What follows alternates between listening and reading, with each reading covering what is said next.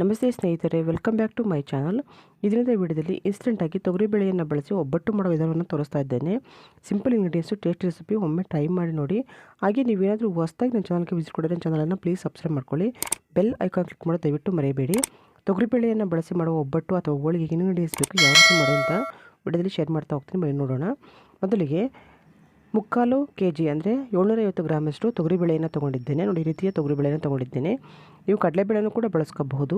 ಹಾಗೂ 1 kgಯಷ್ಟು ಬೆಲ್ಲ ತೊಗೊಂಡಿದ್ದೇನೆ. ಅಂದರೆ 3/4 ಕಪ್ಪಷ್ಟು ತೊಗರಿಬೇಳೆಗೆ, ಅಂದರೆ 3/4 kg ತೊಗರಿಬೇಳೆಗೆ 1 kg ಬೆಲ್ಲ ಹಾಗೂ 1 ಫುಲ್ ಕೊಕೊನಟ್ ತೊಗೊಂಡಿದ್ದೇನೆ, ಫ್ರೆಶ್ ಕೊಕೊನಟ್ಟು. ನಾನು ತೋರಿಸ್ತಾ ಇದ್ದೀನಿ ನೋಡಿ. ಆ ಪಾವಿನಲ್ಲಿ ಅಳತೆ ಮಾಡೋದಾದರೆ ಈ ಪಾವಿನಲ್ಲಿ 3 ಪಾವಷ್ಟು ನೀವು ಬೇಳೆ ತೊಗೊಂಡ್ರೆ ಈ ಪಾತ್ರೆಯಲ್ಲಿ 3 ಲೀಟರಷ್ಟು ನೀರನ್ನು ಹಾಕೋಬೇಕಾಗುತ್ತೆ. ನೀರನ್ನು ಅಂದರೆ ನಿಮಗೆ ಸಾಂಬಾರು ಜಾಸ್ತಿ ಬೇಕಂದಲ್ಲಿ ನೀವು ನೀರನ್ನು ಜಾಸ್ತಿ ಕೂಡ ಹಾಕೋಬಹುದು.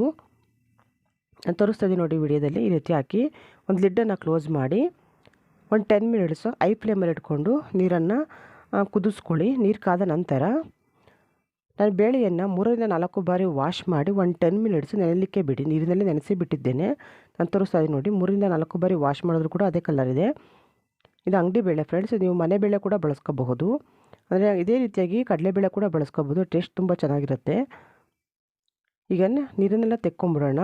3ರಿಂದ 4 ಬಾರಿ ವಾಶ್ ಮಾಡ್ಕೊಳ್ಳಿ. ನಾನು ಹೋಳಿಗೆ ಮೈದಾವನ್ನು, ನಾವು ಬೇಳೆಯನ್ನು ಬೇಯಿಸ್ಕೊಳ್ಳೋಷ್ಟರಲ್ಲಿ ಮೈದಾವನ್ನು ಕೂಡ ಕಲಸಿ ರೆಡಿ ಮಾಡಿ ಇಟ್ಕೋಬೇಕು. ಅಂದರೆ ಮೈದಾ ಹಿಟ್ಟು ಚೆನ್ನಾಗಿ ನೆಂದ್ಕೋಬೇಕು. ಕಣಕ ಅಂತ ಹೇಳ್ತೀನಿ ನೋಡಿ, ಅದು ಕೂಡ ಚೆನ್ನಾಗಿ ನೆಂದ್ಕೊಂಡ್ರೆ ಟೇಸ್ಟ್ ತುಂಬ ಚೆನ್ನಾಗಿರುತ್ತೆ. ಅದೇ ರೀತಿ MRS ಹೋಳಿಗೆ ಮೈದಾವನ್ನು ತೊಗೊಂಡಿದ್ದೇನೆ ನೋಡಿ. ಈಗ ನೀರು ಬಿಸಿಯಾಗಿದೆ. ಬಿಸಿಯಾಗಿರುವಂತಹ ನೀರಿಗೆ ನಾನು ಒಂದು 10 ಮಿನಿಟ್ಸ್ ನೆನೆಯಲಿಕ್ಕೆ ಬಿಟ್ಟಿದ್ದೆನಲ್ಲ 3/4 kgಯಷ್ಟು ತೊಗರಿಬೇಳೆಯನ್ನು ಹಾಕ್ತಾ ಇದ್ದೇನೆ.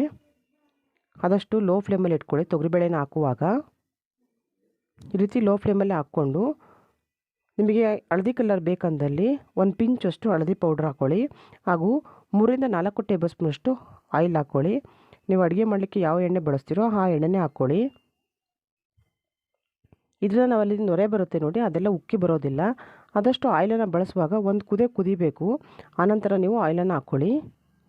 ನೋಡಿ, ಒಂದು ಕುದಿ ನಂತರ ಹಾಕ್ತಾ ಇರೋದು ನಾನು.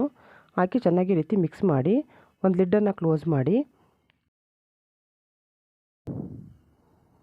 20 ಮಿನಿಟ್ಸ್ ನೀವು ಲೋ ಫ್ಲೇಮಲ್ಲೇ ಚೆನ್ನಾಗಿ ಬಾಯ್ಲ್ ಆಗಬೇಕು. ಬೇಳೆ ತುಂಬ ಸಾಫ್ಟ್ ಆಗೋದು ಬೇಡ, ಸ್ವಲ್ಪ ಗಟ್ಟಿ ಇರಬೇಕು. ಈಗ ನಾನು ಬೆಲ್ಲವನ್ನು, ಈ 1 kg ಬೆಲ್ಲವನ್ನು ಈ ರೀತಿ ನೀವು ಕಪ್ಪು ಬೆಲ್ಲ ತೊಗೋಬೋದು. ಈ ಕಪ್ಪಲ್ಲಿ ನಾನು 3 ಪಾವಷ್ಟು ಬೇಳೆ ತೊಗೊಂಡಿರೋದ್ರಿಂದ ಆ ಕಪ್ಪಲ್ಲಿ ನಾನು 4 ಪಾವಷ್ಟು ಬೆಲ್ಲವನ್ನು ತೊಗೊಳ್ತಾ ಇದ್ದೇನೆ. ನೀವು ಬೆಲ್ಲವನ್ನು ಈ ರೀತಿ ಕುಟ್ಟಿ ಪುಡಿ ಮಾಡ್ಕೊಂಡು, ತೆಂಗಿನಕಾಯಲ್ಲೇ ಕುಟ್ಟಿ ಪುಡಿ ಮಾಡ್ತಾ ಇದ್ದೇನೆ. ಈ ರೀತಿ ಚೆನ್ನಾಗಿ ಕುಟ್ಟಿ ಪುಡಿ ಮಾಡ್ಕೊಳ್ಳಿ. ನಿಮಗೆ ಸ್ವೀಟ್ ಜಾಸ್ತಿ ಬೇಕಂದಲ್ಲಿ ಸ್ವೀಟನ್ನು ಹೆಚ್ಚಾಗಿ ಕೂಡ ಬಳಸ್ಕೋಬಹುದು. ಆದರೆ ನಾನು ತೋರಿಸ್ತಾ ಇದ್ದೀನಿ ನೋಡಿ, ಅಳತೆ ಬೋಲು 3/4 kgಯಷ್ಟು ಅಥವಾ 1 ಪಾವಿಗೆ 3 ಪಾವಷ್ಟು ತೊಗರಿಬೇಳೆಗೆ 4 ಪಾವು ಅಥವಾ 4 ಪಾವಲ್ಲಿ ಒಂದು ಅರ್ಧ ಪಾವು ಬೆಲ್ಲವನ್ನು ಜಾಸ್ತಿನೇ ಹಾಕ್ಕೊಳ್ಳಿ. ಟೇಸ್ಟ್ ತುಂಬ ಚೆನ್ನಾಗಿರುತ್ತೆ. ಸ್ವೀಟ್ ಜಾಸ್ತಿ ಬೇಕಂದಲ್ಲಿ ಮಾತ್ರ ನೋಡಿ ಈ ರೀತಿ ಅಳತೆ ಮಾಡಿ ಹಾಕ್ತಾ ಇದ್ದೇನೆ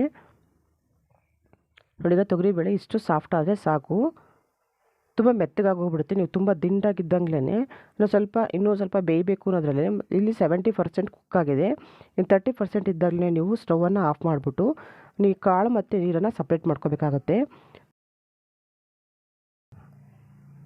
ಬೇಳೆ ಬೇಯಿಸೋಷ್ಟರಲ್ಲಿ ಮೈದಾವನ್ನು ಕಲಸಿಟ್ಕೊಳ್ತಾ ಇದ್ದೇನೆ. ಕಣಕ ಅಂತವ ಏನು ಹೇಳ್ತೀವಿ ನೋಡಿ, ಅದನ್ನು ರೆಡಿ ಮಾಡಿ ಇಟ್ಕೊಳ್ತಾ ಇದ್ದೇನೆ.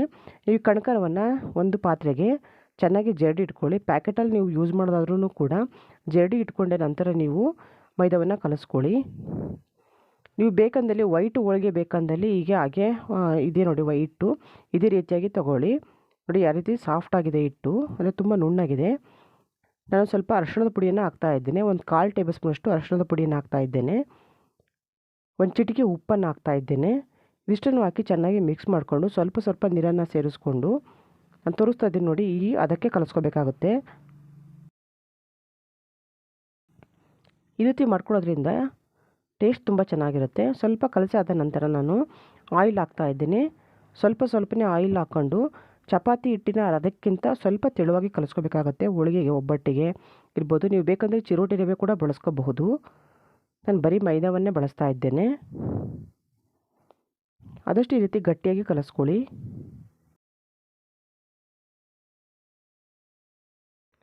ನಂತರ ಎಂಡಲ್ಲಿ ನೀವು ಈ ರೀತಿ ಆಯಿಲನ್ನು ಸ್ಪ್ರೆಡ್ ಮಾಡಿ ಅಂದರೆ ಆ ಮೈದಾಕ್ಕೆ ಚೆನ್ನಾಗಿ ಕೋಟ್ ಮಾಡಿ ಮಿನಿಮಮ್ ಅಂದರೆ 1 ಅವರ್ ನೀವು ನೆನೆಯಲಿಕ್ಕೆ ಬಿಡಬೇಕಾಗುತ್ತೆ. ಕಣಕ ತುಂಬ ಚೆನ್ನಾಗಿ ಸಾಫ್ಟಾಗಿ ಬರುತ್ತೆ. ಅಂದರೆ ನೀವು ದೊಡ್ಡದಾಗಿ ಕೂಡ ಒಬ್ಬಟ್ಟನ್ನು ರೆಡಿ ಮಾಡ್ಕೋಬೋದು, ಅಷ್ಟು ಸಾಫ್ಟಾಗಿರುತ್ತೆ ಹಿಟ್ಟು. ಚೆನ್ನಾಗಿ ಮೈದಾ ಆಗಿರೋದ್ರಿಂದ ನೀವು ಆದಷ್ಟು ಚೆನ್ನಾಗಿ ನಾದ್ಕೊಳ್ಳಿ. ಈ ರೀತಿ ಮುಷ್ಟಿಯಲ್ಲಿ ಚೆನ್ನಾಗಿ ಈ ರೀತಿ ಪ್ರೆಸ್ ಮಾಡಿ ಇಡಿ. 1 ಅವರ್ ಮಿನಿಮಮ್ ಅಂದರೆ 1 ಅವರ್ ಬಿಡಲೇಬೇಕಾಗುತ್ತೆ. ನೋಡಿ, ಈಗ ಕಟ್ಟು ಮತ್ತು ಬೇಳೆಯನ್ನು ಸಪ್ರೇಟ್ ಮಾಡ್ಕೊಂಡಿದ್ದೇನೆ. ಈ ಸಪ್ರೇಟ್ ಆಗಿರುವಂತಹ ಬೇಳೆಗೆ ನಾನು ತೋರಿಸ್ತಾ ಇದ್ದೀನಿ ನೋಡಿ. ಈ ರೀತಿ ತುಂಬ ಸಾಫ್ಟ್ ಆಗಿರೋದು ಬೇಡ, ಈ ರೀತಿ ಸ್ವಲ್ಪ ಗಟ್ಟಿ ಇರಬೇಕು. ತೊಗರಿಬೇಳೆ ಬೇಗ ಸಾಫ್ಟ್ ಆದರೆ ತುಂಬ ನೀರಾದರೆ ಹೂರಣವನ್ನು ರುಬ್ಬಲಿಕ್ಕೆ ಬರೋದಿಲ್ಲ. ಸೊ ಹಾಗಾಗಿ ಈ ರೀತಿ ಗಟ್ಟಿ ಇದ್ದಾಗಲೇ ನಾವು ಬೆಲ್ಲವನ್ನು ಹಾಕ್ಕೊಂಡು 10 ಮಿನಿಟ್ಸು ನೀವು ಲೋ ಫ್ಲೇಮಲ್ಲಿ ಚೆನ್ನಾಗಿ ತಿರುಗಿಸ್ಕೋಬೇಕು. ಅಂದರೆ ಬೆಲ್ಲ ಎಲ್ಲ ಕರಗಬೇಕು, ಆ ಬೇಳೆ ಮತ್ತು ಬೆಲ್ಲ ಚೆನ್ನಾಗಿ ಹೊಂದ್ಕೋಬೇಕು. ಅಲ್ಲಿವರೆಗೂ ಚೆನ್ನಾಗಿ ನೀವು ಲೋ ಫ್ಲೇಮಲ್ಲಿ ಚೆನ್ನಾಗಿ ಈ ರೀತಿ ಮಿಕ್ಸ್ ಮಾಡ್ತಾಯಿರಿ. ತುಂಬ ಬಿಸಿ ಉಂಟು, ಸ್ಪೂನ್ ಆದಷ್ಟು ದೊಡ್ಡದಾಗಿ ತೊಗೊಳ್ಳಿ. ಈ ರೀತಿ ಮಿಕ್ಸ್ ಮಾಡ್ತಾನೇ ಇರಿ.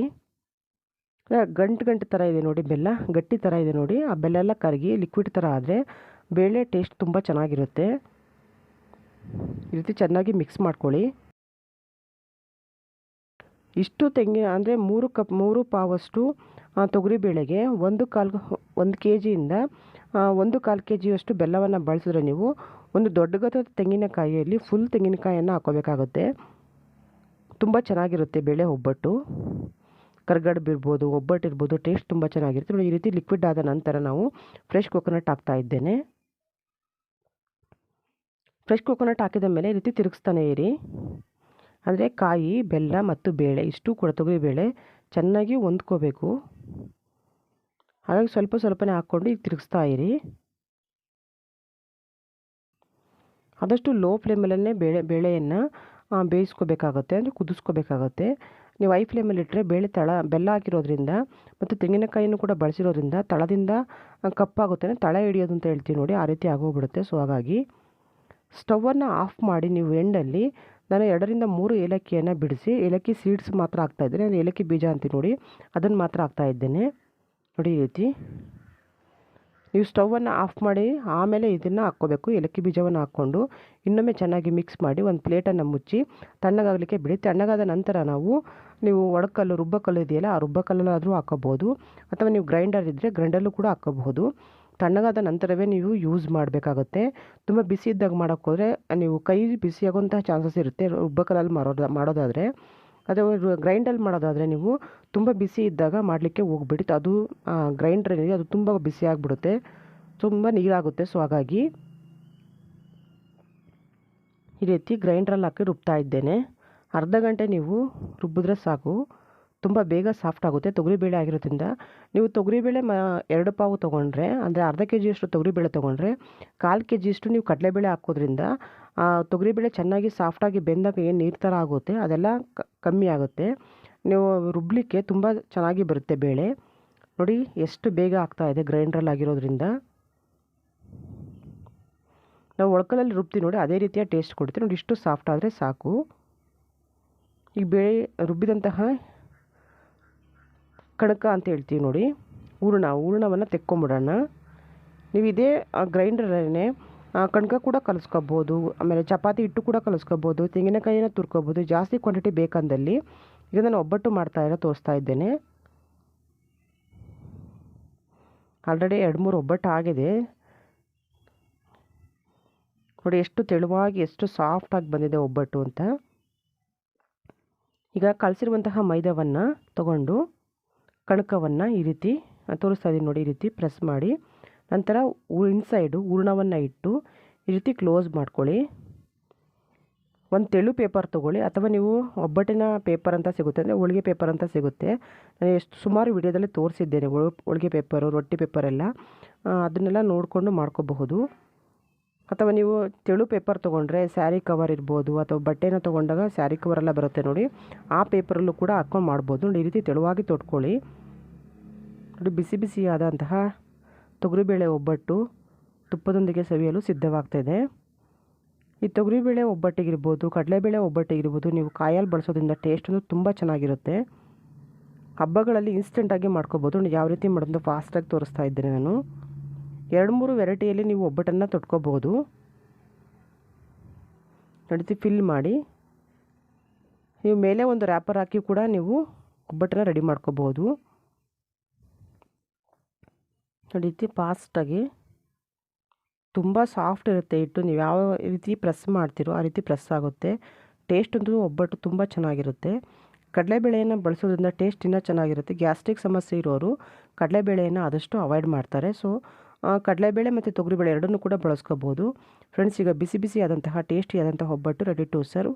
ಈ ವಿಡಿಯೋ ನಿಮಗೆ ಇಷ್ಟವಾದರೆ ನನ್ನ ಯೂಟ್ಯೂಬ್ ಚಾನಲ್ನ ಪ್ಲೀಸ್ ಸಬ್ಸ್ಕ್ರೈಬ್ ಮಾಡ್ಕೊಳ್ಳಿ. ಹಾಗೆ ಬೆಲ್ ಐಕಾನ್ ಕ್ಲಿಕ್ ಮಾಡೋದು ದಯವಿಟ್ಟು ಮರೆಯಬೇಡಿ. Thank you for watching. Thank you.